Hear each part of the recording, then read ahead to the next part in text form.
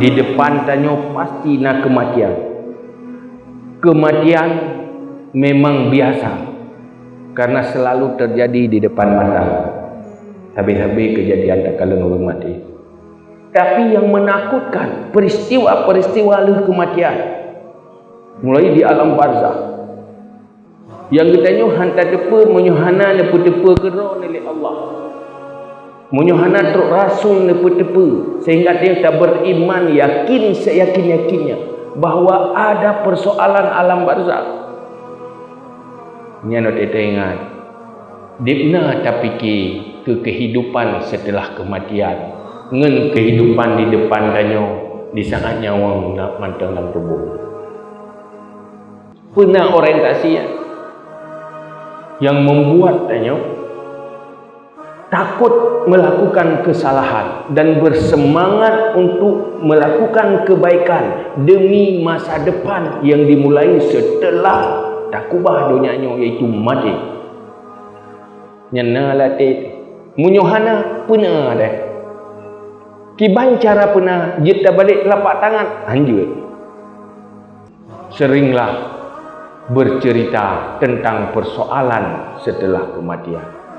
Seringlah mendengar berita-berita yang akan terjadi lepas mati. Tajak bab halkah-halkah ilmu yang berbicara tentangnya.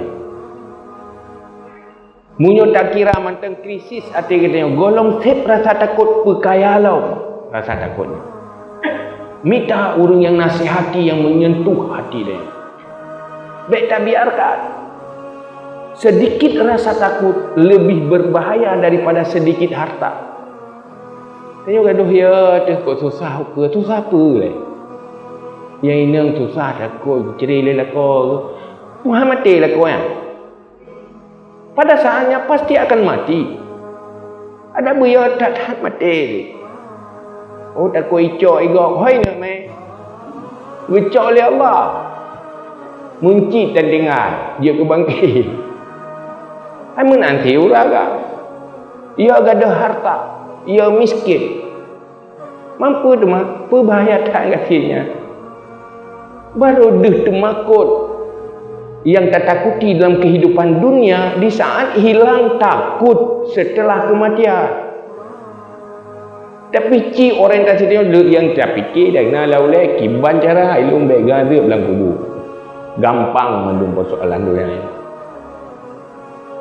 Tanya udip gatin dalam dunia, udip susah dalam dunianya. Selama manteng perjalanan udipnya sedang berjalan ke syurga, sangat bahagia. Tapi harus ada rasa takut.